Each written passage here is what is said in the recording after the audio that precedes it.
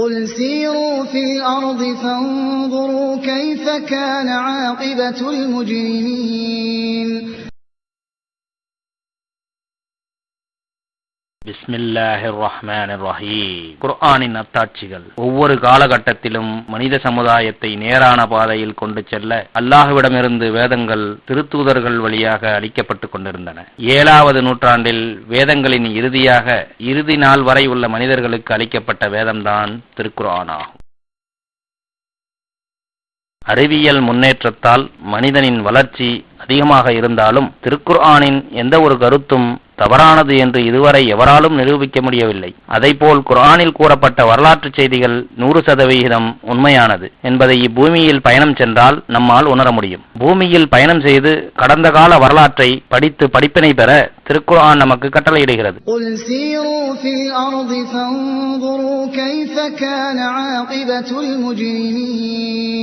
பூமியில் பிரயாணம் செய்து குற்றவாளிகளின் முடிவு என்னவாயிற்று என்று பாருங்கள் என்று அவர்களிடம் நபியே நீர் கூறுவீராக. இவ்வாறு 27வது அத்தியாயத்திலே 69வது வசனத்திலே அல்லாஹ் தஆலா குறிப்பிடுகின்றான். ஆதம் அலைஹிஸ்ஸலாம் அவர்கள் முதல் முஹம்மது நபி ஸல்லல்லாஹு அலைஹி வஸல்லம் அவர்கள் வரை உள்ள வரலாற்று நிகழ்ச்சிகள் இங்கு தொகுக்கப்பட்டுள்ளன.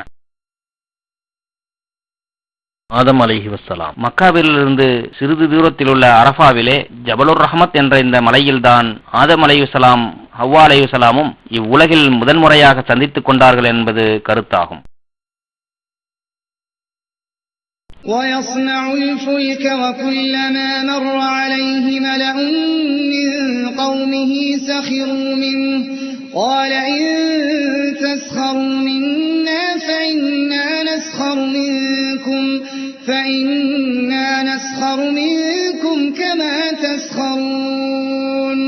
அவர் கப்பலை கட்டிக் கொண்டிருந்த போது அவருடைய சமூகத்தின் தலைவர்கள் அவர் பக்கமாக சென்ற போதெல்லாம் அவரை பரிகசித்தனர். அதற்கு அவர், நீங்கள் எங்களை பரிகசிப்பீர்களானால் நிச்சயமாக நீங்கள் பரிகசிப்பது போலவே அதிசீக்கிரத்தில் நாங்கள் உங்களை பரிகசிப்போம் என்று கூறினார்.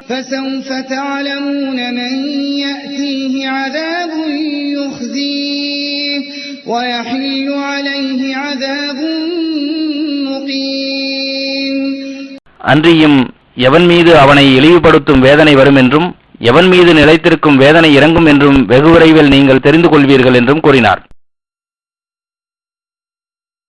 நூஹ் அலைஹி வஸ்ஸலாம் இறை தூதர் நூஹ் நபி அவர்கள் வாழ்ந்த இடங்கள் இப்போது ஈராக்கில் உள்ளது. சிலைகளை வணங்கிக் கொண்டிருந்த சுமேரிய மக்களை உண்மையான நம்பிக்கையின் பக்கம் அழைத்தனர். நீண்ட நாட்கள் அழைப்பு பணி செய்தும் ஒரு சிலர் தான் அவருடைய பிரச்சாரத்தை ஏற்றுக்கொண்டனர். இந்நிகழ்ச்சியை திருக்குர்ஆனில் கீழ்கண்டவாறு கூறப்பட்டுள்ளது.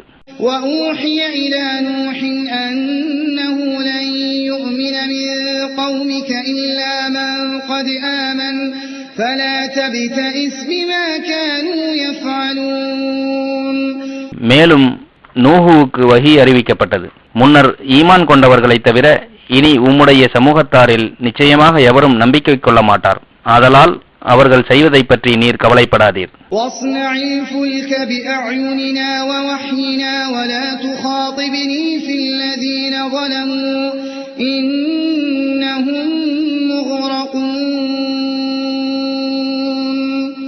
நம் பார்வையில் நம் அறிவிப்புக்கு ஒப்ப கப்பலை கட்டும் அநியாயம் செய்தவர்களை பற்றி நீர் என்னிடம் பேசாதீர். நிச்சயமாக அவர்கள் பிரளயத்தில் மூழ்கடிக்கப்படுவார்கள். حتى إذا جاء أمرنا وفارت النور قل نحمل فيها من كل زوجين اثنين وأهلك إلا من سبق عليه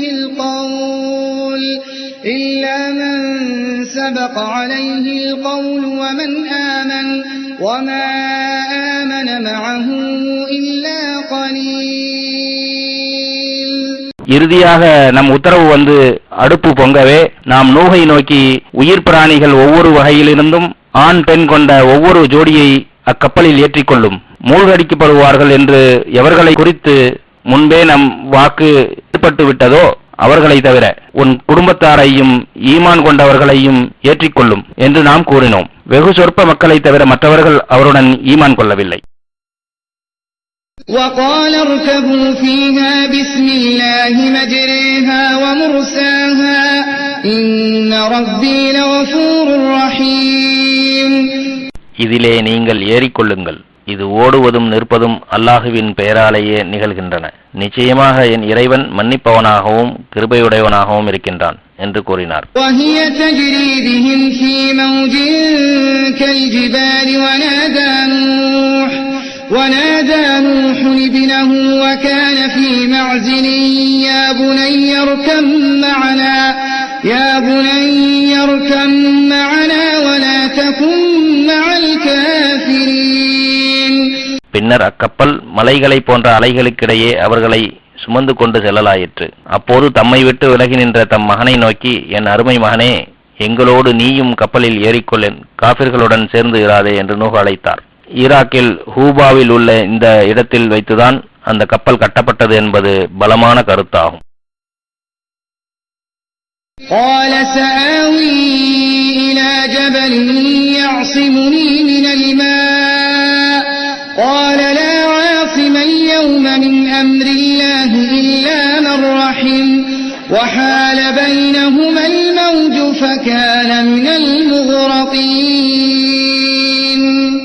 அதற்கு அவன், என்னை தண்ணீரில் இருந்து பாதுகாக்கக்கூடிய ஒரு மலையின் மேல் சென்று நான் தப்பிவிடுவேன் என கூறினான். இன்றைய தினம் அல்லாஹு யாருக்கு அருள் புரிந்திருக்கின்றானோ அவரை தவிர அல்லாஹுவின் கட்டளையிலிருந்து காப்பாற்றப்படுபவர் எவருமில்லை என்று கூறினார். அச்சமயம் அவர்களிடையே பேரலை ஒன்று எழுந்து குறுக்கிட்டது. அவன் மூழ்கடிக்கப்பட்டவர்களில் ஒருவனாகிவிட்டான். சுமேரிய மக்கள் வணங்கிக் கொண்டிருந்த சிலைகள் இவைகள்.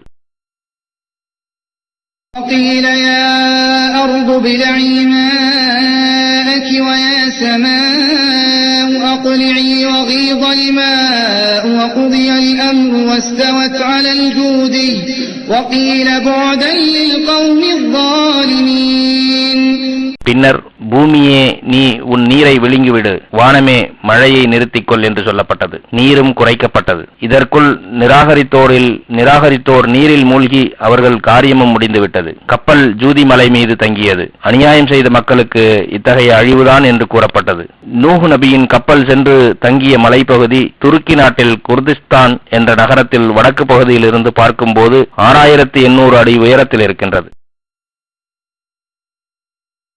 ஆது சமுதாயத்தினரும் ஹூது நபியின் கூட்டத்தார்களான ஆது சமுதாயத்தினர் வாழ்ந்திருந்த இடம்தான் உபார் ஆகும். இது ஓமன் நாட்டில் உள்ள சலாலாஹ் என்ற நகரத்திலிருந்து 172 கிலோமீட்டர் தூரத்தில் இருக்கிறது. 1992 நடைபெற்ற புதைப்பொருள் ஆராய்ச்சியின் போது கண்டுபிடிக்கப்பட்டது. இந்த படத்தில் உள்ள மணல் குன்றுகளை தோன்றும் பொழுது கிடைத்த சிதிலங்களை தான் காண்கின்றீர்கள்.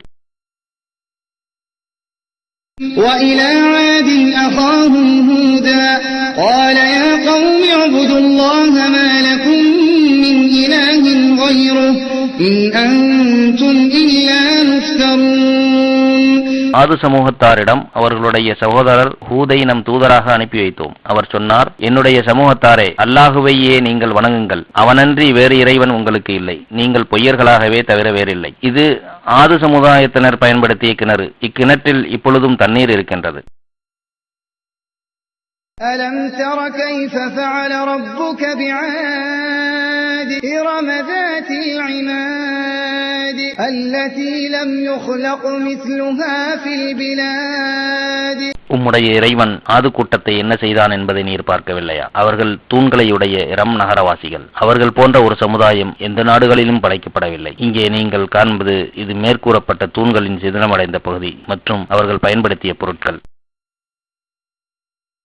சிலைகளை வணங்கிக் கொண்டிருந்த ஆது சமுதாயத்தினரிடம் அல்லாஹ் வழங்கும் தண்டனைகளை பற்றி ஹூது நபி முன்னெச்சரிக்கை செய்தார். ஆனால் அவர்களோ அதையும் மறுத்து புறக்கணித்தனர். ஹூது நபியையும் உண்மையான விசுவாசிகளையும் பாதுகாத்து அல்லாஹ் நிராகரிப்போரை அழித்தான்.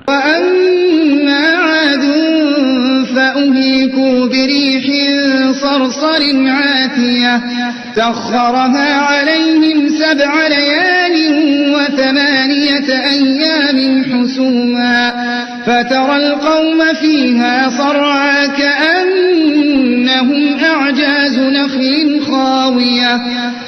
இன்னும் ஆது கூட்டத்தாரோ பேரொளியோடு வேகமாக சுழன்று அடித்த கொடுங்காற்றினால் அழிக்கப்பட்டனர். அவர்கள் மீது அதை 7 இரவுகளும் 8 பகல்களும் தொடர்ந்து வீசச் செய்தான்.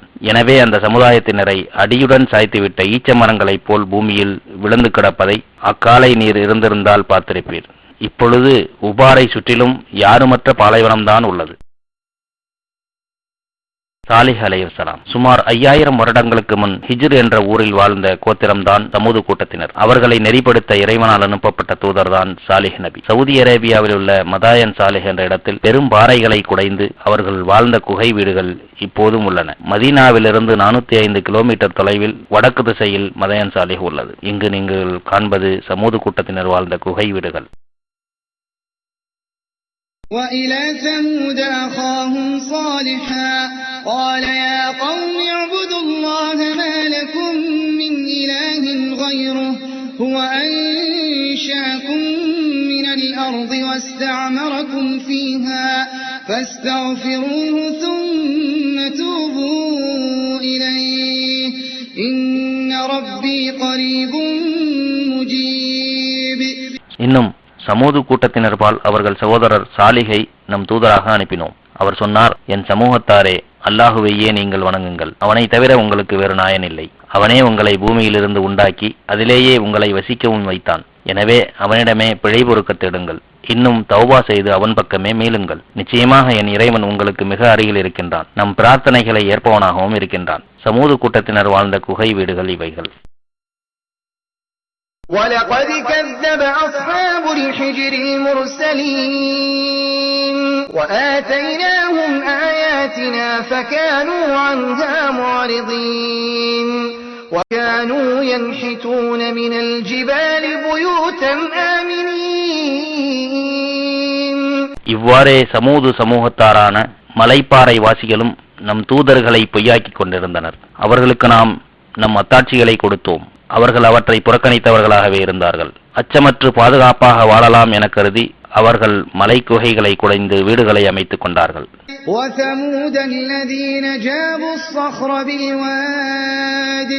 பள்ளத்தாக்குகளில் பாறைகளை குடைந்து வசித்து வந்த சமூது கூட்டத்தையும் என்ன செய்தான் என்று பார்க்கவில்லையா?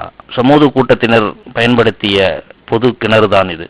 இது பொது நிகழ்ச்சிகளுக்கு சமூது கூட்டத்தினர் பயன்படுத்திய அரங்கம். சமூது கூட்டத்தினர் 9 வன்முறை கூட்டத்தினர்களாக இருந்து பலதெய்வ வணக்கம் செய்தல், கொள்ளையடித்தல், அக்கிரம செயல்கள் புரிதல் போன்றவைகளில் பரவலாக ஈடுபட்டனர். அப்பொழுது அல்லாஹ் அதிசயமான உருவத்துடன் ஒரு ஒட்டகத்தை படைத்து அவர்களிடையே நடக்கச் செய்தான். அவ்வொட்டகத்தை எந்த ஒரு துன்பமும் செய்யாமல் இருக்க கட்டளையிட்டான். சமூது கூட்டத்தினர் பயன்படுத்திய பொருள்கள் அல் உலா அருங்காட்சியகத்தில் வைக்கப்பட்டுள்ளன. அவர்கள் இறையானைக்கு சவால் விட்டு அந்த ஒட்டகத்தை அறுத்து விட்டார்கள். அதிகாலை நேரத்தில் அல்லாஹ்வுடைய தண்டனை இறங்கியது.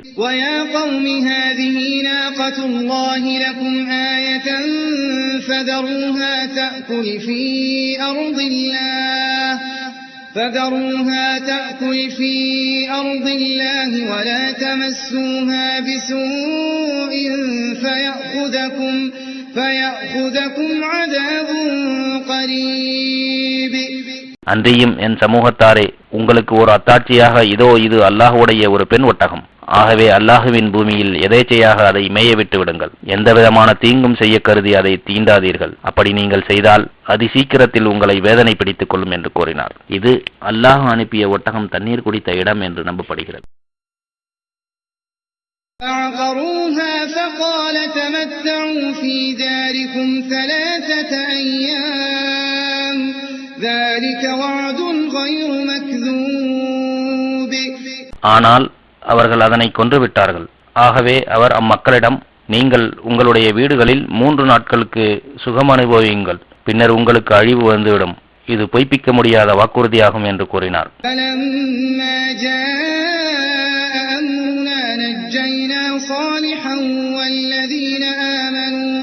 والذين آمنوا معه برحمة منا ومن خزي يومئذ إن ربك هو القوي العزيز. நமது கட்டளை வந்தபோது சாலிகையும் அவரோடு ஈமான் கொண்டவர்களையும் நமது அருளால் காப்பாற்றினோம். மேலும் அன்றைய நாளின் இழிவிலிருந்தும் காப்பாற்றினோம். நிச்சயமாக உமது இறைவன் வல்லமை மிக்கவன், மிகைத்தவன். أخذ الذين ظلموا الصيحة فأصبحوا في ديارهم جاثمين. அநியாயம் செய்து கொண்டிருந்தவர்களை பயங்கரமான பேரிடி முழக்கம் பிடித்துக் கொண்டது. அதனால் அவர்கள் தங்கள் வீடுகளிலேயே அழிந்து போய் கிடந்தனர். இப்ராஹிம் அலைஹிஸ்ஸலாம் ஈராக்கில் உள்ள அந்நசிரியா நகரத்தில் இருந்து 15 கிலோமீட்டர் தொலைவில் பாபிலோனியாவில் உள்ள உர் என்று அழைக்கப்படுகின்ற நகரம்தான் இப்ராஹிம் நபி பிறந்த நகரமாகும். இங்கே காண்பது இப்ராஹிம் நபி அவர்களின் வீடு என்று நம்பப்படுகிறது. மற்றொன்று நம்ரூது மன்னன் சந்திரனுக்கு கட்டிய கோயில். இப்ராஹிம் நபியின் சமூகத்தினர் அவ்வூரை சந்திரதேவன் காத்து வருவதாக நம்பினர். அவ்வூரில் சந்திரனுக்கு ஒரு கோயில் கட்டினான் நம்ரூது மன்னன். இக்காலத்தில் அக்கோயிலை மக்கள் புதுப்பித்தார்கள். சுமார் 5000 தேவர்களையும் தேவிகளையும் சிலை வடிவில் வணங்கிக் கொண்டிருந்த தன் சமுதாயத்தினர் தம் தந்தை மற்றும் நம்ரூது மன்னரிடமும் இலை வணக்கத்தின் பகுத்தறிவுக்கு பொருத்தமில்லாத நிலைகளை எடுத்துக் கூறினார். இது நம்ரூது மன்னனின் அரண்மனையின் அஸ்திவாரமாகும். சுமார் 38 மீட்டர் நீளமும் 38 மீட்டர் அகலமும் உள்ள நம்ரூது மன்னனின் அரண்மனையில் ஏறக்குறைய 30 அறைகள் இருந்தன. சிலைகள் உயிரற்றவை என்பதை நிரூபிப்பதற்காக இப்ராஹிம் நபி ஒரு தந்திரம் செய்தார்கள். சிறிய சிலைகள் எல்லாவற்றையும் கோடாரியால் உடைத்துவிட்டு கோடாரியை பெரிய சிலையின் கழுத்தில் தொங்கவிட்டார். இதனால் கோபமுற்ற அவரது சமுதாயத்தினர் அவரை நெருப்பில் தள்ளி கொலை செய்ய முடிவெடுத்தனர். அல்லாஹ்வை மட்டும்தான் வணங்க வேண்டும் என்ற உண்மையை கூறிய இப்ராஹிம் நெருப்பு குண்டத்தில் தூக்கி எறிந்தார். ஆனால் எல்லாவற்றையும் எரிக்கும் நெருப்பு அந்த ஆற்றல் இல்லாமல் போகும்படி அல்லாஹ் ஆணையிட்டான்.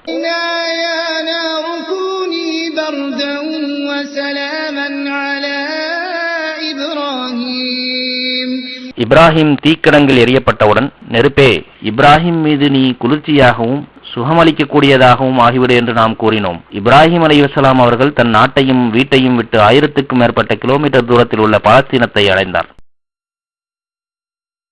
இப்ராஹிம் அலைஹிஸ்ஸலாம் அவர்களின் முதுமை காலத்தில் அவர்களுக்கு ஒரு மகன் பிறக்கிறார். அந்த மகனையும் மனைவி ஹாஜராவையும் பாலஸ்தீனத்திலிருந்து ஏறத்தாழ 1500 கிலோமீட்டர் தூரத்தில் உள்ள அரேபியாவில் ஆள் நடமாட்டம் இல்லாத மக்காவில் விட்டுவிட்டு திரும்பி வரும்படி அல்லாஹ் கட்டளையிட்டான். வறட்சிமிக்க அரேபியாவின் பள்ளத்தாக்குகளில் அதிர்ச்சியோடு சஃபா மர்வா குன்றுகளுக்கிடையில் தண்ணீரை தேடி இங்குமங்கும் ஹாஜரா அடைந்தார். இந்த வரலாற்று உணர்வை நிலைநாட்ட இன்றும் ஹஜ் மற்றும் உம்ரா செய்பவர்கள் சஃபா மர்வா குன்றுகளுக்கிடையில் வேகமாக நடந்து வருவார்கள்.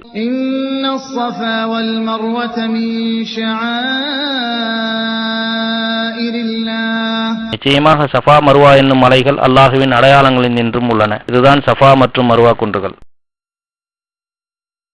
வறட்சிமிக்க மக்காவில் விடப்பட்ட கைக்குழந்தை தாகத்தால் கால்களை உதைத்து அழுதபோது அவ்விடத்தில் ஜம்ஜம் என்ற நீரூற்று பீரிட்டு கிளம்பியது. இந்த நீரூற்று 4000 வருடங்களுக்கு பிறகும் வற்றாமல் மக்காவாசிகளுக்கும் மக்காவுக்கு வரும் ஹாஜிகளுக்கு ஏற்படுத்திய பெரும் அருட்கொடையாகும். இதுதான் ஜம்ஜம் என்ற நீரூற்று உருவாகக்கூடிய இடம். இப்ராஹிம் அலைஹிஸ்ஸலாம் அவர்கள் பாலைவனத்தில் விட்டு சென்ற கைக்குழந்தை வளர்ந்து நடக்கும் பருவத்தை அடைந்ததும் அவர்களது கைகளால் அக்குழந்தையை அறுத்து பலியிடுமாறு இறைவன் கட்டளையிட்டான். இதனை நிறைவேற்றுவதற்கு இப்ராஹிம் அலைஹிஸ்ஸலாம் அவர்கள் பாலஸ்தீனத்திலிருந்து மீண்டும் மக்கா வந்தார். மகனுடன் மினாவிற்கு புறப்பட்ட இப்ராஹிம் அலைஹிஸ்ஸலாம் இந்த இடத்திற்கு வந்து சேர்ந்தவுடன் சைத்தான் அசரீரியாக இப்ராஹிம் அலைஹிஸ்ஸலாம் அவர்களை திசை திருப்ப முயற்சி செய்தான். அந்த அசரீரியின் ஓசை கேட்ட திசை நோக்கி இப்ராஹிம் அலைஹிஸ்ஸலாம் கல்லால் அடித்தார்கள். எம்பெருமானார் முஹம்மது நபி ஸல்லல்லாஹு அலைஹி வஸல்லம் அவர்களின் கட்டளைக்கு இணங்க செய்யக்கூடிய ஹஜ்ஜில் அதே இடத்தில் ஹாஜிகள் கல்லால் அடிப்பார்கள். சைத்தானை அடிக்கும் கற்கள் இந்த வட்டத்திற்குள் விழுந்தால் போதுமானது, அந்த தூணில் பட வேண்டிய அவசியமில்லை. فلما بلغ معه السعي قال يا بني إني أرى في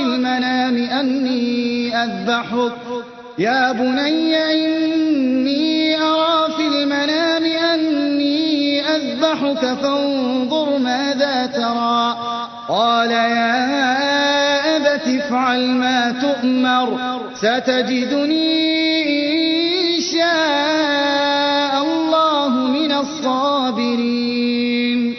பின் அம்மகன் அவருடன் நடமாடக்கூடிய வயதை அடைந்த போது அவர் கூறினார், என்னருமை மகனே, நான் உன்னை அறுத்து பலியிடுவதாக நிச்சயமாக கனவு கண்டேன். இதை பற்றி உம் கருத்து என்ன என்பதை சிந்திப்பீராக. மகன் கூறினார், என்னருமை தந்தையே, நீங்கள் ஏவப்பட்டபடியே செய்யுங்கள். அல்லாஹ் நாடினால் என்னை நீங்கள் பொறுமையாளர்களில் நின்றுமுள்ளவனாகவே காண்பீர்கள். فلما أسلما وتله للجبين وناديناه أن يا إبراهيم قد صدقت الرؤيا إنا كذلك نجزي المحسنين إن هذا لهو البلاء المبين وفديناه بذبح عظيم. ஆகவே அவ்விருவரும் இறைவன் கட்டளைக்கு முற்றிலும் வழிபட்டு இப்ராஹிம் மகனை பலியிட முகம் குப்புற கிடத்திய போது நாம் அவரை யா இப்ராஹிம் என்றழைத்தோம். இதமாக நீர் கண்ட கனவை மெய்ப்படுத்தினீர். நிச்சயமாக நன்மை செய்வோருக்கு நாம் இவ்வாறே கூலி கொடுத்திருக்கிறோம். நிச்சயமாக இது தெளிவான ஒரு பெருஞ்சோதனையாகும். ஆயினும் நாம் ஒரு மகத்தான பலியை கொண்டு அவருக்கு பகரமாக்கினோம். இப்ராஹிம் அலைஹிஸ்ஸலாம் அவர்களின் மகன் இஸ்மாயில் அலைஹிஸ்ஸலாம் அவர்கள் வாலிப வயதை அடைந்ததும் அவர்கள் இருவருக்கும் காபாவை அதன் பழமையான அஸ்திவாரத்திலிருந்து எழுப்பும்படி அல்லாஹ் கட்டளையிட்டான். இந்த இறை இல்லத்தை 7 முறை இடப்புறமாக சுற்றி வலம் வருவது ஹஜ்ஜிலும் உம்ராவிலும் கடமையான செயலாகும். இப்ராஹிம் அலைஹிஸ்ஸலாம் அவர்களின் அடக்கத்தலம் ஹெப்ரான் நகரத்தில் உள்ள அல் ஹலீல் என்ற இந்த பள்ளிவாசல் அருகில் தான் உள்ளது. லூத் அலைஹிவஸ்ஸலாம் இப்ராஹிம் அலைஹிவஸ்ஸலாம் அவர்களின் சகோதரனின் மகன் லூத் அலைஹிவஸ்ஸலாம் அவர்களை பாலஸ்தீன நாட்டின் கிழக்கு பகுதிக்கு அல்லாஹ் நபியாக அனுப்பினான். அதில் சதோம் என்பது முக்கியமான நகரமாகும். ஓரின புணர்ச்சியில் ஈடுபட்டு கொண்டிருந்த தன் சமுதாயத்தினரிடம் அந்த மானக்கேடான செயலை விட்டுவிடுமாறு லூத் அலைஹிவஸ்ஸலாம் அவர்கள் கட்டளையிட்டார்கள். ஆனால் அச்சமூகத்தினர் அத்தீய செயலை மிகவும் பகிரங்கமாக செய்து வந்தனர்.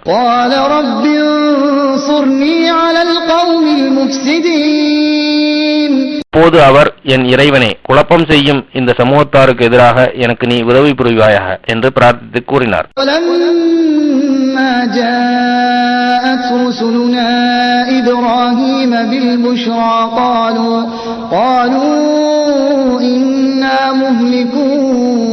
أهل هذه القرية إن أهلها كانوا ظالمين.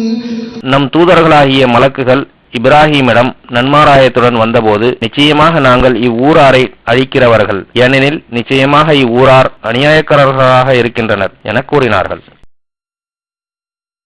قال إن فيها لوطا قالوا نحن أعلم بمن فيها لننجينه وأهله إلا امرأته كانت من الغابرين. நிச்சயமாக அவ்வூரில் லூத்தும் இருக்கிறாரே என்று இப்ராஹிம் கூறினார். அதற்கு அவர்கள், அதில் இருப்பவர்கள் யார் என்பதை நாங்கள் நன்கறிவோம். எனவே நாங்கள் அவரையும் அவருடைய மனைவியை தவிர அவர் குடும்பத்தாரையும் நிச்சயமாக காப்பாற்றுவோம். அவள் அழிந்து போவோரில் ஒருத்தியாக தங்கிவிடுவாள் என்று சொன்னார்கள்.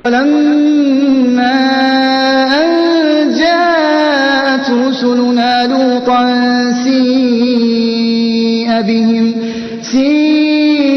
بهم وضاق بهم ذرعا وقالوا لا تخف ولا تحزن إنا منجوك وأهلك إلا امرأتك كانت من الغابرين.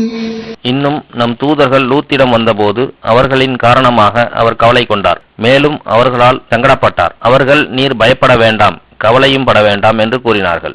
நிச்சயமாக நாம் உம்மையும் உன் மனைவியை தவிர உன் குடும்பத்தினரையும் காப்பாற்றுவோம். அவள் உம் மனைவி அழிந்து போவோரில் ஒருத்தியாக பின்தங்கி விடுவார்.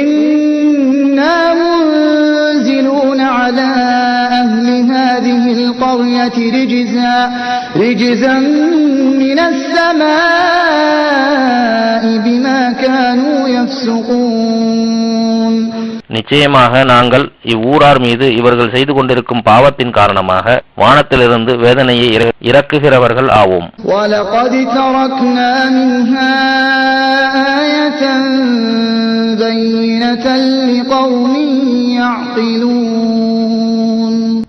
அவ்வாறே அவ்வூரார் அழிந்தனர். அறிவுள்ள சமூகத்தாருக்கு இதிலிருந்து நாம் ஒரு தெளிவான அத்தாட்சியை விட்டு வைத்துள்ளோம். அதனால் உருவாகியதுதான் இந்த சாவுக்கடல் அல்லது லூத்தின் கடல். ஜோர்டான் நாட்டு தலைநகரம் அம்மானிலிருந்து 55 கிலோமீட்டர் தொலைவில் தான் சாவுக்கடல் உள்ளது. கடலில் உள்ள உப்பின் அளவு சாதாரணமாக உள்ள கடலின் உப்பின் அளவை விட 8 மடங்கு அதிகமாகும். ஆகையால் இந்நீரில் விழும் எல்லா பொருட்களும் மிதப்பதை காணலாம். உயிரினம் உயிர் வாழ முடியாத காரணத்தினால் இக்கடல் சாக்கடல் என்றழைக்கப்படுகிறது.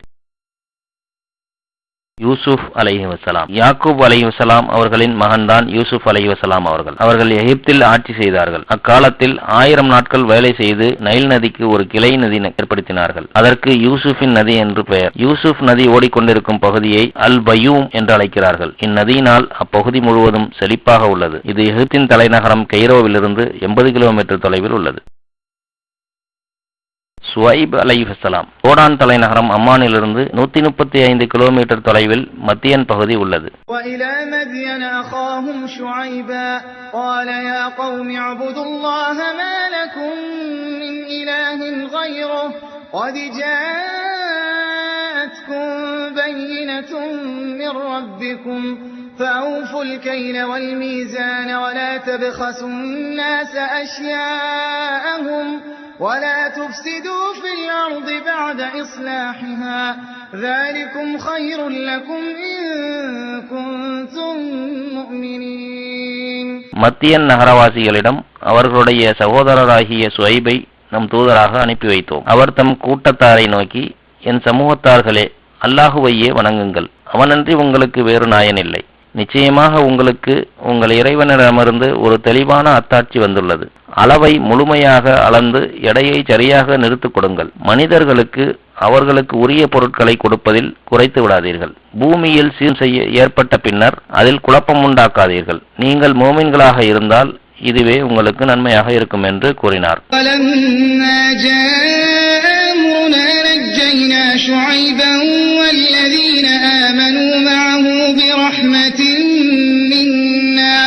وأخذت الذين ظلموا الصيحة فأصبحوا في ديارهم جاثمين. தண்டனைக்குரிய நம் கட்டளை வந்தபோது சுவைபையும் அவருடன் ஈமான் கொண்டவர்களையும் நமது ரஹமத்தை கொண்டு நாம் காப்பாற்றினோம். அநியாயம் செய்தவர்களை பேரிடியின் முழக்கம் பிடித்துக் கொண்டது. அவர்கள் தம் வீடுகளில் இருந்தவாறே காலையில் இறந்து கிடந்தனர். كأن لم يغنوا فيها ألا بعدا لمدين كما بعدت ثمود. அவ்வீடுகளில் அவர்கள் ஒரு காலத்திலும் வாழ்ந்திராதவர்கள் போல் ஆகிவிட்டனர். தெரிந்து கொள்ளுங்கள், மூது கூட்டத்தார் சாபக்கேட்டினால் நாசமானது போன்று மதியனுக்கும் நாசம்தான். மனித நடமாட்டமில்லாத மதியன் பகுதி இது.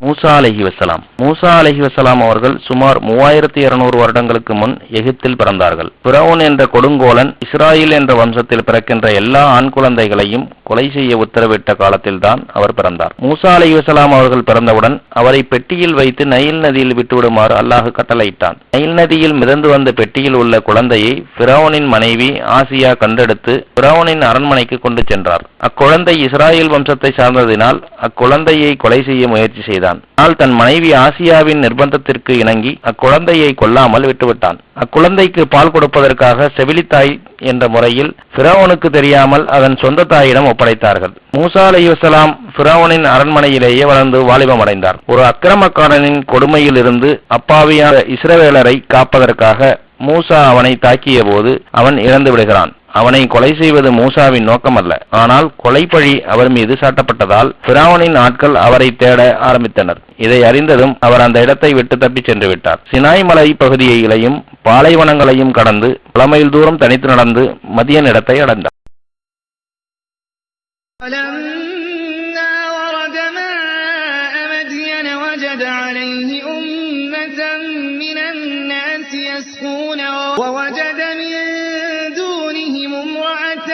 تذودان قال ما خطبكما قالتا لا نسقي حتى يصدر الرعاء وأبونا شيخ كبير.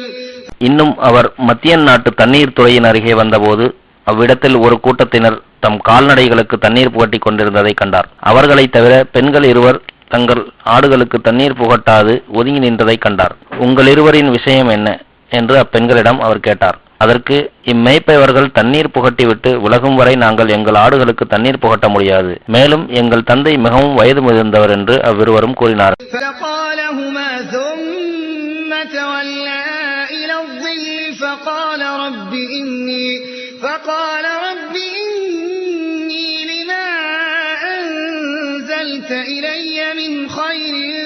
فقير. ஆகையால் அவ்விருவருக்குமாக அவர் ஆட்டு மந்தைக்கு தண்ணீர் புகட்டினார். பிறகு அவர் ஒரு மர நிழலில் ஒதுங்கி, என் இறைவா, நீ எனக்கு இறக்கியருளும் நல்லவற்றின்பால் நிச்சயமாக நான் தேவையுள்ளவனாக இருக்கின்றேன் என்று கூறினார். மூசா அலைஹிஸ்ஸலாம் ஆடுகளுக்கு தண்ணீர் புகட்டிய இடம் இதுதான். மூசா அலைஹிஸ்ஸலாம் அவர்கள் ஓய்வெடுத்த இடம் இதுதான். இங்கு ஓய்வெடுக்கும் போதுதான் அப்பெண்களின் ஒரு பெண் சிறிது வெட்கத்துடன் வந்து, எங்கள் ஆடுகளுக்கு தண்ணீர் கொடுத்து உதவியதற்கு கூலி கொடுக்க எங்கள் தந்தை அழைக்கிறார் என்று கூறினார். அந்த தந்தை சுவைப் அலைஹிஸ்ஸலாம் ஆவார்கள். சுவைப் அலைஹிஸ்ஸலாம் அவர்கள் தன் மகள்களில் ஒருவரை 10 ஆண்டுகள் ஆடு மேய்த்து திருமணம் செய்து கொள்ள வேண்டும் என்ற நிபந்தனையின்படி திருமணம் செய்து கொடுத்தார்கள். அதற்கு பின் 10 ஆண்டுகள் மத்தியனில் வாழ்ந்த பிறகு மனைவியை அழைத்துக் கொண்டு மூசா அலைஹிஸ்ஸலாம் அவர்கள் அங்கிருந்து புறப்பட்டு பொழுது எகிப்தை சார்ந்த தெற்கு சினாயில் உள்ள துவா பள்ளத்தாக்கிற்கு வந்து சேர்ந்தார்கள். இதுதான் துவா பள்ளத்தாக்கு. இரவில் அந்த இருளில் அல்லாஹ் அவரிடம் நேரில் பேசினான். அதற்கு பிறகு நேர்ந்த சம்பவங்களை குர்ஆனில் அல்லாஹ் விவரிக்கின்றான்.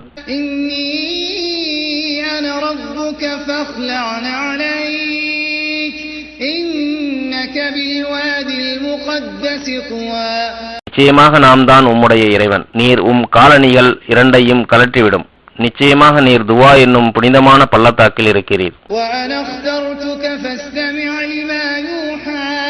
இன்னும் நாம் உம்மை என் தூதராக தேர்ந்தெடுத்தேன். ஆதலால் வஹீயின் வாயிலாக உமக்கு அறிவிக்கப்படுவதற்கு நீர் செவியேற்பீராக.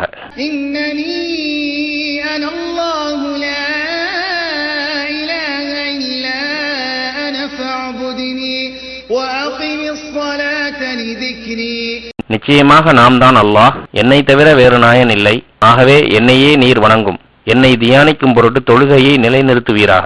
துவா பள்ளத்தாக்கில் கிபி 330 கான்ஸ்டன்டைன் என்ற கிறித்தவ அரசன் நிர்மாணித்து கிபி 530 ஜஸ்டினிய மன்னரின் உத்தரவின் பேரில் விரிவு செய்யப்பட்ட புனித கேதரின் என்கிற கிறித்தவ மனம்தான் இது. மூசா அலைஹிஸ்ஸலாம் அவர்கள் அல்லாஹ்விடம் நீண்டதொரு உரையாடலை நிகழ்த்தியது ஒரு மரத்திற்கு அருகில் இருந்துதான். نودي من شاطئ الوادي الأيمن في البقعة المباركة من الشجرة أن يا موسى إني أنا الله رب العالمين. அவர் நெருப்பின் அருகே வந்தபோது அங்குள்ள பாக்கியம் பெற்ற பள்ளத்தாக்கில் உள்ள ஓடையின் வலப்பக்கத்தில் ஒரு மரத்திலிருந்து, மூசாவே, நிச்சயமாக நானே அகிலத்தாருக்கெல்லாம் இறைவனாகி அல்லாஹ் என்று கூப்பிடப்பட்டார். அல்லாஹுவின் பேரொளி எழுந்த இடத்தில் இருந்த அந்த மரத்தின் தொடர்ச்சியாக ஒரு மரத்தை இப்பொழுது காணலாம். நெருப்பின் ஜுவாலைகள் வெளிப்பட்டதால் இந்த மரம் பர்னிங் புஷ் என்று பெயர் பெற்றது. மூசா அலைஹிஸ்ஸலாம் மற்றும் ஃபிரௌன், பரோவா மன்னர்கள் பயன்படுத்திய பொருட்கள் கெய்ரோவில் உள்ள எகிப்திய அருங்காட்சியகத்தில் வைக்கப்பட்டுள்ளன. இவைகள் நகைகள், தங்கத்திலான கட்டில், நாணயங்கள், உடல்கள் வைக்கப்பட்டிருந்த கூடுகள் ஆகும். மூசா அலைஹிஸ்ஸலாம் அவர்களை சகோதரர் ஹாரூன் அலைஹிஸ்ஸலாம் அவர்களையும் அழைத்துக் கொண்டு ஃபிரௌனை சந்திக்க செல்லும்படி அல்லாஹ் கட்டளையிடுகிறான். அவர்கள், நாங்கள் உலக இரட்சகனான அல்லாஹுவின் திருத்தூதர்கள், அதனால் அல்லாஹுவை நீ ஏற்றுக்கொள், இஸ்ராயேலின் சந்ததியினரை எங்களுடன் அனுப்பிவை என்றும் நானே இறைவன் என்று சொல்லிக் கொண்டிருந்த ஃபிரௌனிடம் கூறினார்கள். ஃபிரௌனின் கொடுமையிலிருந்து இஸ்ராயேலர்களை காப்பாற்ற மூசா அலைஹிஸ்ஸலாம் அவர்கள் முடிவு செய்தார்கள். மூசா அலைஹிஸ்ஸலாம் அவர்களும் ஹாரூன் அலைஹிஸ்ஸலாம் அவர்களும் இரவோடு இரவாக ஆயிரக்கணக்கான இஸ்ராயேலர்களை ரகசியமாக எகிப்திலிருந்து அழைத்துச் சென்றனர். இதனை அறிந்த ஃபிரௌன் ஒரு பெரும் படையுடன் அவர்களை பிடிக்க புறப்பட்டான். செங்கடலின் வடக்கு எல்லையில் உள்ள சூயஸ் வளைகுடாவின் வடக்கு எல்லைக்கு 2 கூட்டத்தாரும் சென்று சேர்ந்தனர் என்று வரலாறு கூறுகிறது. இந்த தருணத்தில் அல்லாஹ் அவர்களுக்கு கட்டளையிட்டான். أوحينا إلى موسى أن اضرب بعصاك البحر فانفلق فكان كل فرق كالطود العظيم. கைத்தடியினால் இந்த கடலை நீர் அடியும் என்று மூசாவுக்கு வஹி அறிவித்தோம். அவ்வாறு அடித்ததும் கடல் பிளந்தது. பிளவுண்ட ஒவ்வொரு பகுதியும் பெரும் மலை போன்று ஆகிவிட்டது. أزلفنا ثم الآخرين وأنجينا موسى ومن معه أجمعين ثم أغرقنا الآخرين. தண்ணீர் இல்லாமல் வறண்டு போன பாதை கால்வாயின் நடுவில் தோன்றியது. அப்பாதையில் இஸ்ராயலர்கள் மறுகரையில் உள்ள சினாய் பகுதிக்கு தப்பிச் சென்றனர். ஃபிரௌனும் அவனது படையினரும் கடலின் நடுவில் தோன்றிய பாதையில் நுழைந்து இஸ்ராயலர்களை பிடிப்பதற்கு ஓடிச் சென்றனர். ஆனால் அவர்கள் பாதையின் நடுவே சென்று கொண்டிருக்கும் போது அந்த பாதையை அல்லாஹ் மீண்டும் கடலாக மாற்றினான். ஃபிரௌனும் அவனது படையினரும் தண்ணீரில் மூழ்கி இறந்தனர். ஃபிரௌனுடைய பிரேதத்தை ஒரு அத்தாட்சியாக்கி நிலைநிறுத்துவதாக அல்லாஹ் கூறுகிறான். وجاوزنا ببني إسرائيل البحر فأتبعهم فرعون وجنوده بغيا وعدوا حتى إذا أدركه الغرق قال آمنت أنه لا إله إلا الذي آمنت به بنو إسرائيل وأنا من المسلمين. மேலும் இஸ்ராயேலின் சந்ததியினரை நாம் கடலை கடக்க வைத்தோம். அப்போது ஃபிரௌனும் அவனுடைய படைகளும் அளவு கடந்து கொடுமையும் பகைமையும் கொண்டு அவர்களை பின்தொடர்ந்தார்கள். அவனை மூழ்கடிக்க வேண்டிய நேரம் நெருங்கி அவன் மூழ்க ஆரம்பித்ததும் அவன், இஸ்ராயேலின் சந்ததியினர் எந்த நாயன் மீது ஈமான் கொண்டுள்ளார்களோ அவனை தவிர வேறு இறைவன் இல்லை என்று நானும் ஈமான் கொள்கிறேன். இன்னும் நான் அவனுக்கே முற்றிலும் வழிபடுபவர்களில் முஸ்லிம்களில் ஒருவராக இருக்கின்றேன் என்று கூறினான்.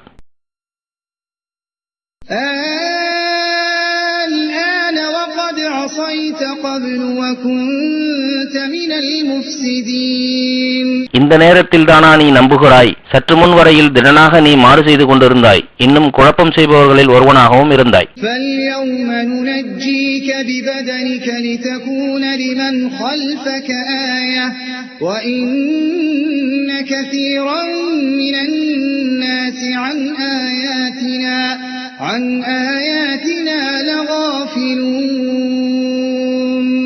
எனினும் உனக்கு பின்னுள்ளவர்களுக்கு ஓர் அத்தாட்சியாக இன்றைய தினம் நாம் உடலை பாதுகாப்போம். நிச்சயமாக மக்களில் பெரும்பாலோர் நம் அத்தாட்சிகளை பற்றி அலட்சியமாக இருக்கின்றார்கள் என்று அவனிடம் கூறப்பட்டது.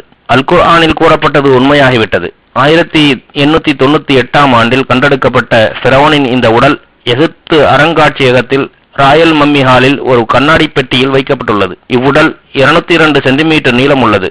கிமு 1235 தண்ணீரில் மூழ்கடிக்கப்பட்டு இறந்து போன ஃபிரௌனின் உடல் பல ஆண்டுகளுக்கு மேலாகியும் கெட்டுப்போகாமல் அல்லாஹ் கூறியது போல் பாதுகாக்கப்பட்டிருப்பது அல் குர்ஆன் ஓர் இறைவேதம் என்பதற்கு மாபெரும் சான்றாகும். இதே அருங்காட்சியகத்தில் வைக்கப்பட்டுள்ள ஏனைய பரோவா மன்னர்களின் உடல்கள் குடல்கள் எடுக்கப்பட்டு மருந்தால் நனைக்கப்பட்டு துணிகளால் சுற்றப்பட்டு பாதுகாக்கப்பட்ட மம்மிகளாக வைக்கப்பட்டுள்ளன. ஆனால் குர்ஆனில் கூறப்பட்ட இரண்டாவது ராம்சஸ் என்று அழைக்கப்படும் ஃபிரௌனின் உடல் மம்மி இல்லை என்பது குறிப்பிடத்தக்கது. ஃபிரௌனின் பிடியில் இருந்து தப்பித்த இஸ்ராயலர்கள் மூசா அலைஹிஸ்ஸலாம் மற்றும் ஹாரூன் அலைஹிஸ்ஸலாம் ஆகியோருடன் சினாயில் தங்கியிருந்த இடத்திற்கு பெயர் உயூன் மூசா என்பதாகும். உயூன் மூசா என்ற அரபிச் சொல்லுக்கு மூசாவின் ஊற்றுக்கள் என்று பெயர். இஸ்ராயலர்கள் 12 கோத்திரங்களாக இருந்தனர். அவர் தண்ணீர் பிடித்துக் கொள்வதற்கு தனித்தனி இடங்கள் இருந்தன. இதில் ஒன்றுதான் இந்த கிணறு. யாருமற்ற சினாயில் இஸ்ராயலர்கள் பயன்படுத்திய மற்றொரு ஊற்றுதான் இது. ஊற்றின் இடத்தில் சமீப காலத்தில் சிறிய இருவழி குழாய் பொருத்தப்பட்டிருக்கிறது.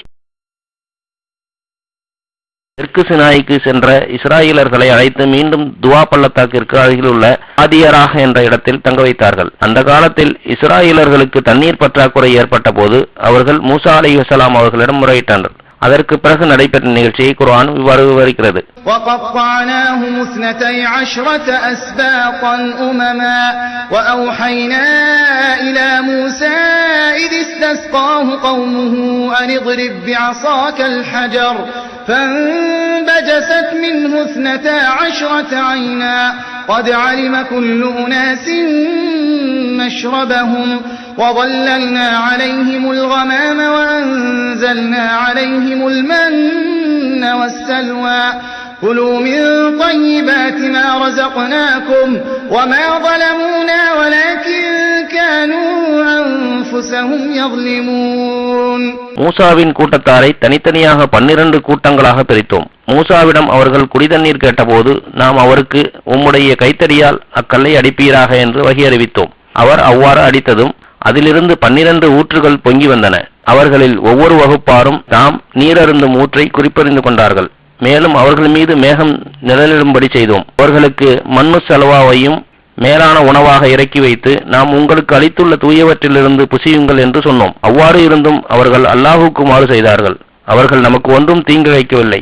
தங்களுக்கு தாமே தீங்கிழைத்துக் கொண்டார்கள். வாதி அர்பைன் என்று அறியப்படும் இந்த பள்ளத்தாக்கில் இந்த கல்லில்தான் மூசா அலைஹிஸ்ஸலாம் அவர்கள் அடித்தார்கள். இந்த ஊற்றுக்களில் நீர் வடிந்த அடையாளங்கள் இன்றும் உள்ளன. காரூன் மூசா அலைஹிஸ்ஸலாம் அவர்கள் காலத்தில் இஸ்ராயேல் சந்ததியினரில் ஒரு மாபெரும் செல்வந்தன் வாழ்ந்து வந்தான். அவனை பற்றி அல் குர்ஆன் கூறுகிறது, إن قارون كان من قوم موسى فبغى عليهم وآتيناه من الكنوز ما إن مفاتحه لتنوء بالعصبة أولي القوة إذ قال له قومه لا تفرح إن الله لا يحب الفرحين. நிச்சயமாக காரூன் மூசாவின் சமூகத்தை சேர்ந்தவனாக இருந்தான். எனினும் அவர்கள் மீது அவன் அட்டூழியம் செய்தான். அவனுக்கு நாம் ஏராளமான பொக்கிஷங்களையும் கொடுத்திருந்தோம். நிச்சயமாக அவற்றின் சாவிகள் முள்ள ஒரு கூட்டத்தாருக்கு வலுவாக இருந்தன. அப்பொழுது அவனுடைய கூட்டத்தார் அவனிடம், நீ இதனால் பெருமை கொண்டு ஆணவம் கொள்ளாதே, அல்லாஹ் நிச்சயமாக அவ்வாறு ஆணவம் கொள்பவர்களை நேசிக்க மாட்டான் என்று கூறினார்கள்.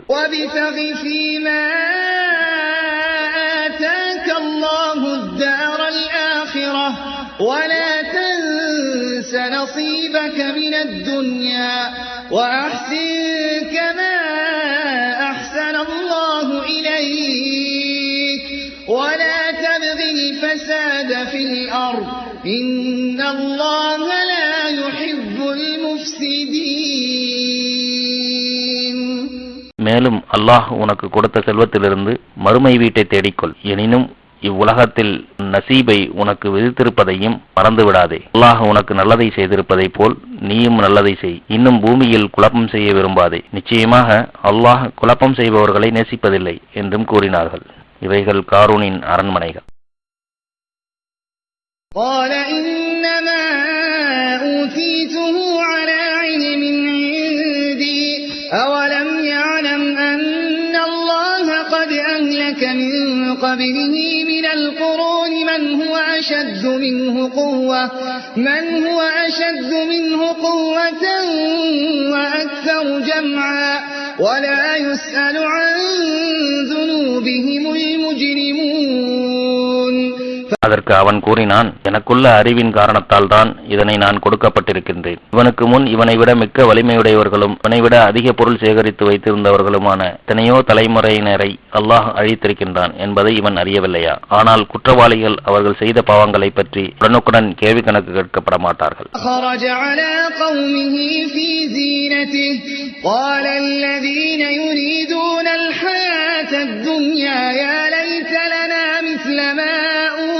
قارون إنه لذو حظ عظيم. அப்பால் அவன் கர்வத்துடனும் உலக அலங்காரத்துடனும் தன் சமூகத்தாரிடையே சென்றான். அப்போது இவ்வுலக வாழ்க்கையை எவர் விரும்புகிறார்களோ அவர்கள், காரூனுக்கு கொடுக்கப்பட்டதை போன்று நமக்கும் இருக்கக்கூடாதா? நிச்சயமாக அவன் மகத்தான பாக்கியமுடையவன் என்று கூறினார்கள்.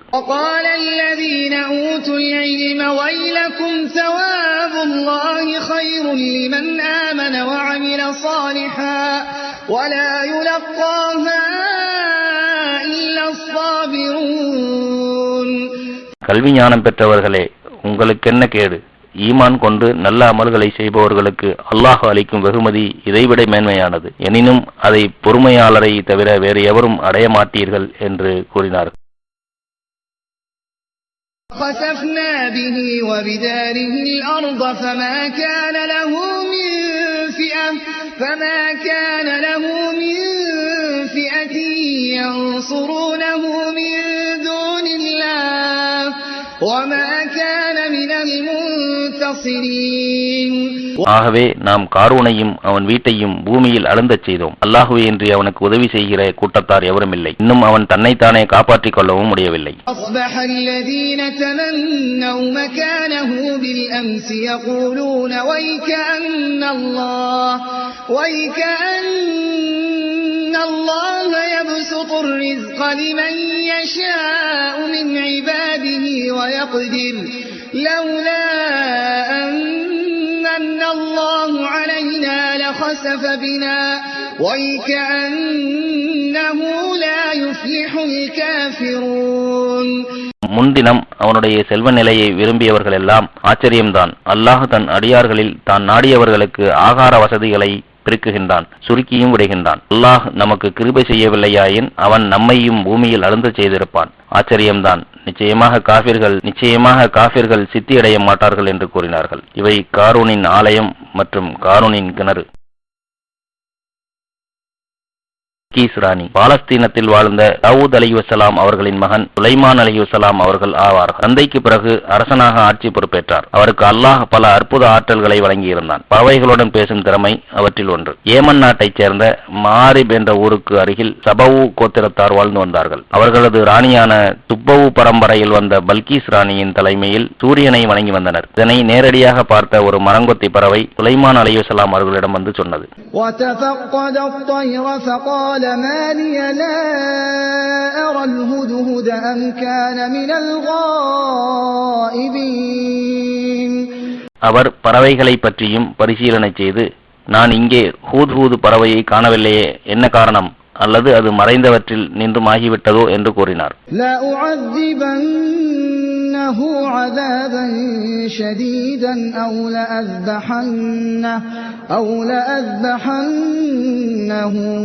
أو ليأتيني بسلطان مبين. நான் நிச்சயமாக அதை கடுமையான வேதனையை கொண்டு வேதனை செய்வேன், அல்லது அதனை நிச்சயமாக அறுத்து விடுவேன், அல்லது வராததற்கு அது என்னிடம் தெளிவான ஆதாரத்தை கொண்டு வர வேண்டும் என்றும் கூறினார். فمكث غير بعيد فقال أحطت بما لم تحط به وجئتك من سبأ بنبأ يقين. இவ்வாறு கூறி சிறிது நேரம் தாமதித்தார். அதற்குள் ஹூத் வந்து கூறிற்று, தாங்கள் அறியாத ஒரு விஷயத்தை நான் அறிந்து கொண்டேன். சபாவிலிருந்து உம்மிடம் உறுதியான செய்தியை கொண்டு வந்திருக்கிறேன்.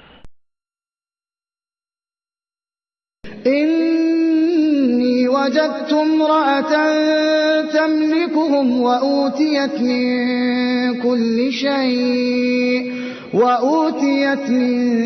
كل شيء ولها عرش عظيم. நிச்சயமாக அத்தேசத்தவர்களை ஒரு பெண் ஆட்சி புரிவதை நான் கண்டேன். இன்னும் அவளுக்கு தேவையான ஒவ்வொரு பொருளும் கொடுக்கப்பட்டுள்ளது. மகத்தான ஓர் அரியாசனமும் அவளுக்கு இருக்கிறது.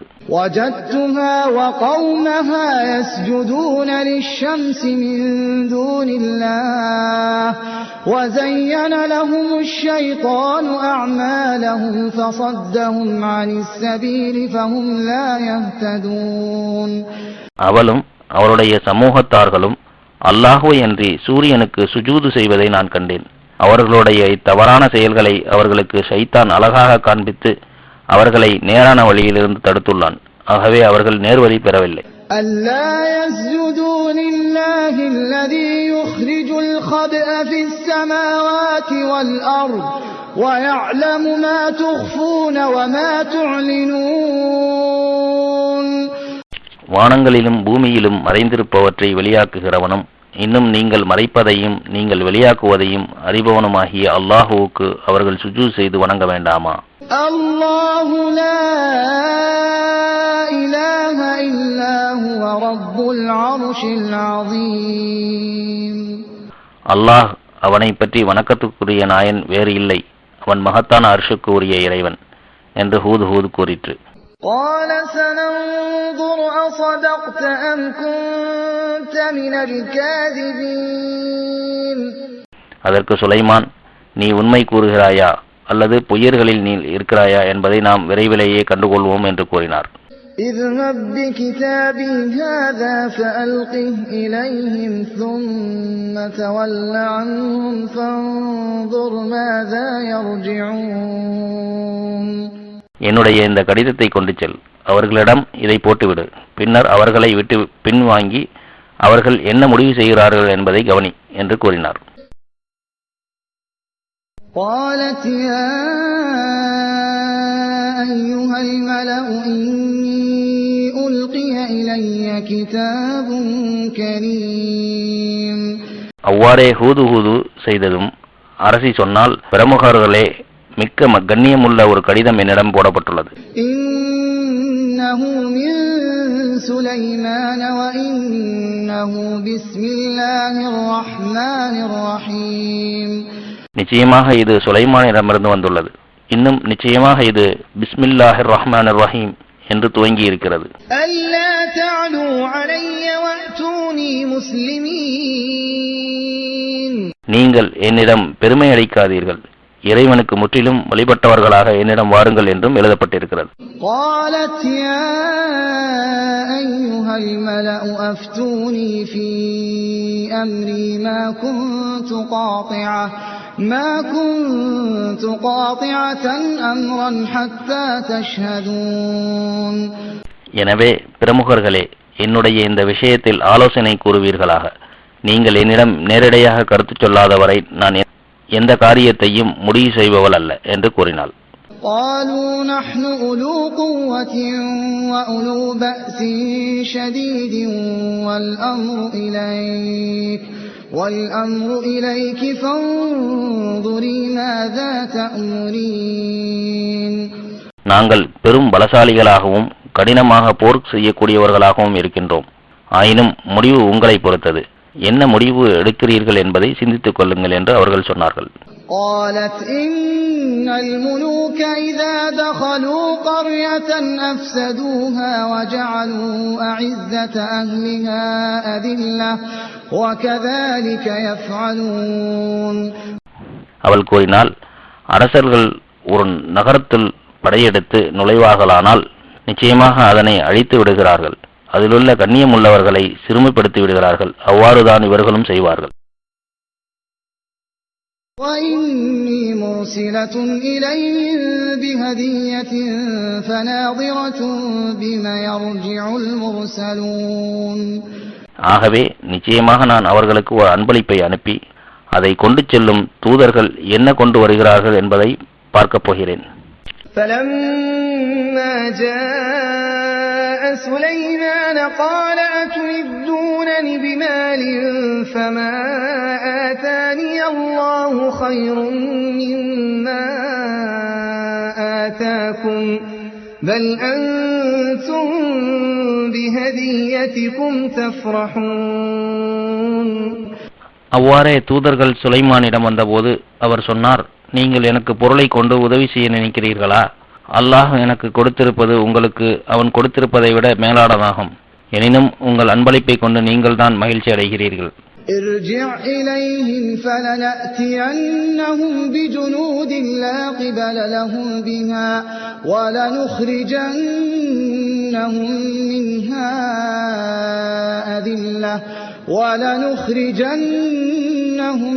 منها أذلة وهم صاغرون. அவர்களிடமே திரும்பிச் செல்க. நிச்சயமாக நாம் அவர்களால் எதிர்க்க முடியாத பலமுள்ள ஒரு பெரும் படையை கொண்டு அவர்களிடம் வருவோம். நாம் அவர்களை சிறுமைப்படுத்தி அவ்வூரிலிருந்து வெளியேற்றி விடுவோம். மேலும் அவர்கள் இழிந்தவர்களாவார்கள் என்று சுலைமான் கூறினார்.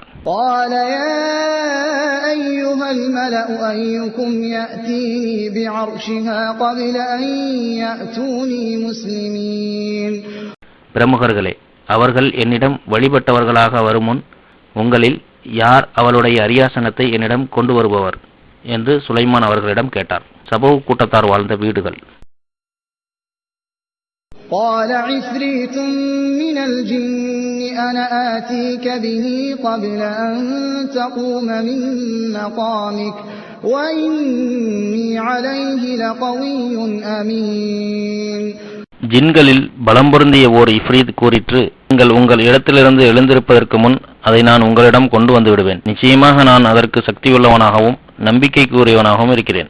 قال الذي عنده علم من الكتاب أنا آتيك به قبل أن يرتد إليك طرفك فلما رآه مستقرا عنده قال هذا من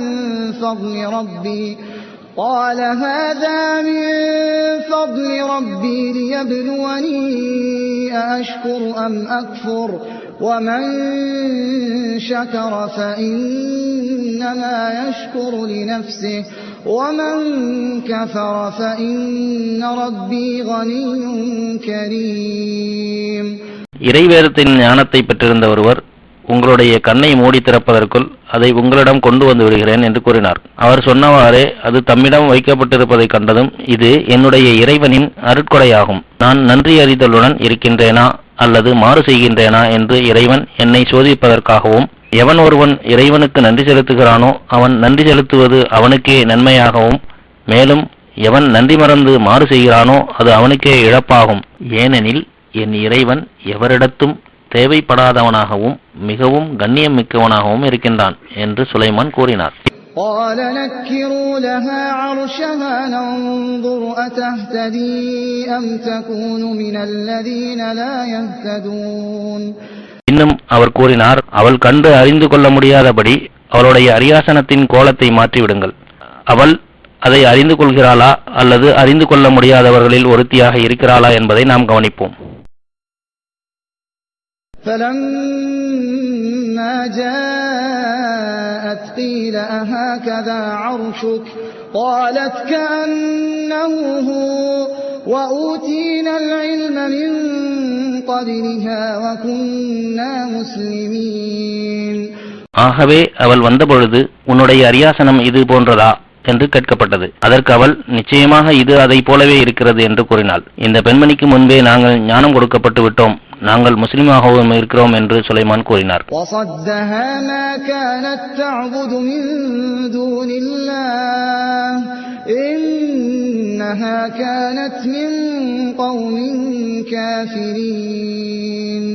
அல்லாஹுவை அன்றி மற்றவர்களை அவள் வணங்கிக் கொண்டிருந்ததுதான் அவளை தடுத்துக் கொண்டிருந்தது. நிச்சயமாக அவள் காபிர்களின் சமூகத்தில் உள்ளவளாக இருந்தாள். فلما رأته حسبته لجة وكشفت عن ساقيها قال إنه صرح ممرد من قوارير قالت رب إني ظلمت نفسي وأسلمت مع سليمان لله رب العالمين. அவளிடம் இந்த மாளிகையில் பிரவேசிப்பீராக என்று சொல்லப்பட்டது. அப்போது அவள் அம்மாளிகையின் தரையை பார்த்து அதை தண்ணீர் தடாகம் என்று எண்ணிவிட்டாள். எனவே தன் ஆடை நனைந்து போகாமல் இருக்க அதை தன் இரு கண்டைக்கால்களுக்கும் மேல் உயர்த்தினாள். இதை கண்ணுற்ற சுலைமான், அது நிச்சயமாக பளிங்குகளால் பளபளப்பாக கட்டப்பட்ட மாளிகைதான் என்று கூறினார். அதற்கு அவள், இறைவனே, நிச்சயமாக எனக்கு நானே அநியாயம் செய்து கொண்டேன். அகிலங்களுக்கெல்லாம் இறைவனான அல்லாஹுவுக்கு சுலைமானுடன் நானும் முற்றிலும் வழிபட்டு முஸ்லிமாகிறேன் என கூறினாள். لقد كان لسبإ في مسكنهم آية جنتان عن يمين وشمال كلوا من رزق ربكم واشكروا له بلدة طيبة ورب غفور. நிச்சயமாக சபா நாட்டினருக்கு அவர்கள் வசித்திருந்த இடங்களில் ஓர் அத்தாட்சி இருந்தது. அதன் வலப்புறத்திலும் இடப்புறத்திலும் 2 சோலைகள் இருந்தன. உங்கள் இறைவன் அளித்துள்ள ஆகாரத்திலிருந்து புசியுங்கள், அவனுக்கு நன்றியும் செலுத்தி வாருங்கள், அது மனமுள்ள வளமான நகரம், இன்னும் அவன் மன்னிப்பு அளிக்கும் இறைவன் என்று அவர்களுக்கு கூறப்பட்டது.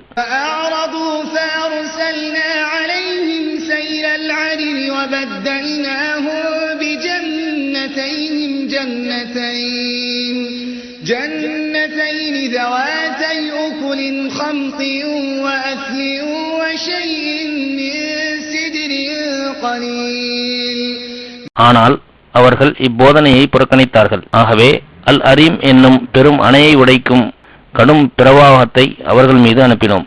இன்னும் சுவைமிக்க கனிகளை கொண்ட அவர்களுடைய 2 தோப்புகளை கசப்பும் புளிப்பும் உள்ள பழங்களுடைய மரங்களும் சில இலந்தை மரங்களும் உடைய 2 தோட்டங்களாக மாற்றினோம்.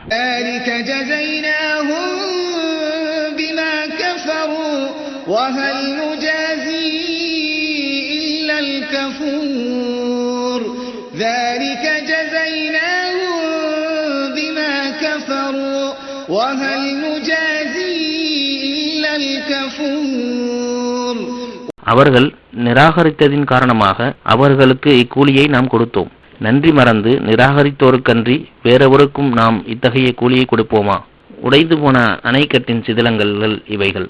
உடைந்து போன பழைய அணைக்கட்டுக்கு சிறிது உயரத்தில் ஐக்கிய அரபு நாடுகளின் தலைவரால் கட்டப்பட்ட அணை இப்பொழுது தண்ணீரை தேக்கி வைக்க பயன்படுகிறது. குகைவாசிகள். அல்லாஹ் தன் திருமறையில் பின்வருமாறு விவரிக்கிறான். أم حسبت أن أصحاب الكهف والرقيم كانوا من آياتنا عجبا. அஸ்ஹாபுல் கஹ்ஃப் என்ற குகையில் இருந்தோரை பற்றி, அந்த குகையில் இருந்தோரும் சாசனத்தை உடையோரும் நம்முடைய ஆச்சரியமான அத்தாட்சிகளில் நின்றும் உள்ளவர்கள் என எண்ணுகிறீரோ? إذ أوى الفتية إلى الكهف فقالوا ربنا آتنا من لدنك رحمة وهيئ لنا من أمرنا رشدا. அந்த இளைஞர்கள் குகையினுள் தஞ்சம் புகுந்த போது அவர்கள், எங்கள் இறைவா, நீ உன்னிடமிருந்து எங்களுக்கு ரஹ்மத்தை அருள்வாயாக, இன்னும் நீ எங்களுக்கு எங்கள் காரியத்தை பலனுள்ளதாக சீர்திருத்தி தருவாயாக என்று கூறினார்கள்.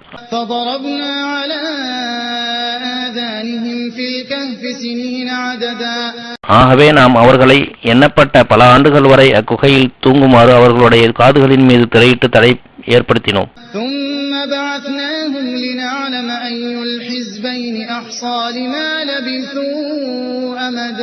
பின்பு அக்குகையில் தங்கியிருந்து இரு பிரிவினர்களில் எப்பிரிவினர் தாங்கள் குகையில் தங்கியிருந்த கால அளவை நன்கு அறிந்திருந்தார்கள் என்பதை சோதிப்பதற்காக அவர்களை நாம் எழுப்பினோம்.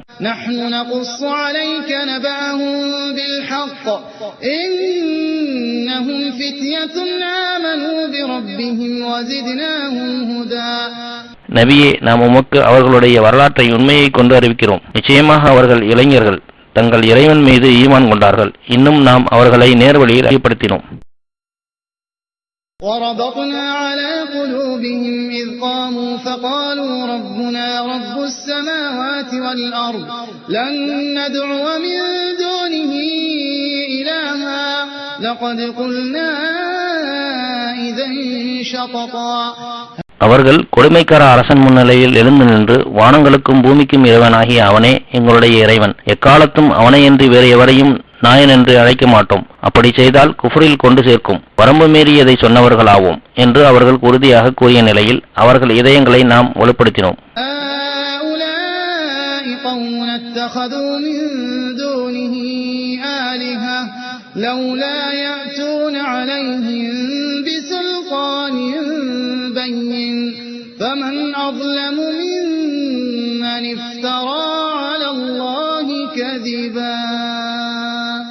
எங்கள் சமூகத்தாராகிய அவர்கள் அவனையன்றி வேறு நாயனை ஏற்றுக்கொண்டிருக்கிறார்கள். அவர்கள் அவற்றின் மீது தெளிவான அத்தாட்சியை கொண்டு வர வேண்டாமா? ஆகவே அல்லாஹ்வின் மீது பொய்யாக இட்டுக்கட்டுபவனை விட அநியாயக்காரன் யார் என்றும் கூறினார்கள்.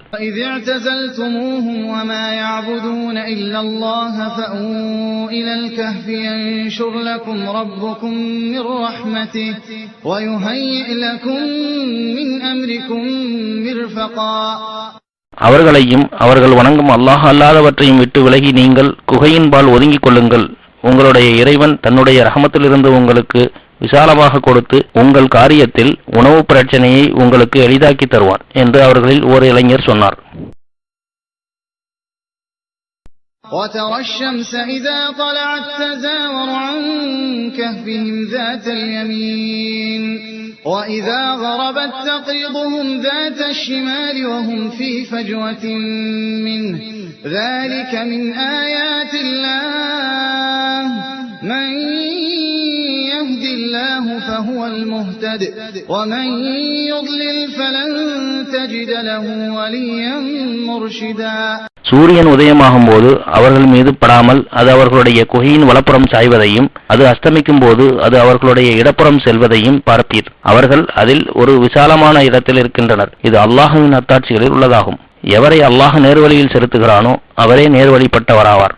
இன்னும் எவனை அவன் வழிகேட்டில் விடுகிறானோ அவனுக்கு நேர்வழி காட்டும் உதவியாளர் வேற எவரையும் நீர் காணவே மாட்டீர்.